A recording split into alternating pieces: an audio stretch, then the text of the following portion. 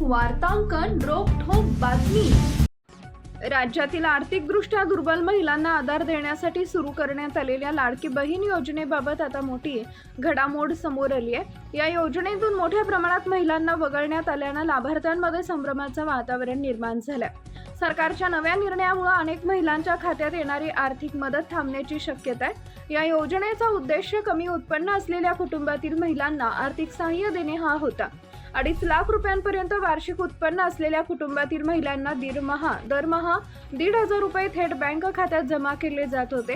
गेल्या 2 वर्षापासून ही योजना राज्यभरात राबवली जाते, त्यामुळे लाखो महिलांना याचा थेट फायदा झाला होता। मात्र कालांतराने या योजनेत अपात्र महिलांनीही लाभ घेतल्याचं समोर आलंय। काही ठिकाणी सरकारी नोकरी करणाऱ्या महिलांनीही या योजनेचा फायदा घेतल्याची प्रकरणं उघड झाली होती। त्यामुळे सुरुवातीपासूनच सरकारनं घालून दिलेल्या अटींचं पालन न करणाऱ्या लाभार्थ्यांवर कारवाई करण्याचा निर्णय घेतला गेला। त्यानुसार अशा महिलांना योजनेतून वगळण्याची प्रक्रिया सुरू करण्यात आली आहे। या पार्श्वभूमीवर सरकारने योजनेची सखोल पडताळणी करण्यासाठी KYC प्रक्रिया अनिवार्य केली आहे। गेल्या 1.5 वर्षात अनेक टप्प्यात ही पडताळणी करण्यात आली। KYC पूर्ण करण्यासाठी सरकारकडून 3 वेळा मुदतवाढ देण्यात आली होती, मात्र 30 एप्रिल नंतर ही अंतिम मुदतही संपुष्टात आली। त्यानंतर मोठ्या प्रमाणात अपात्र लाभार्थ्यांची यादी तयार करण्यात आली आहे। नव्या आकडेवारीनुसार राज्यातील सुमारे 54 लाख महिलांना या योजनेसाठी अपात्र ठरवण्यात आलंय।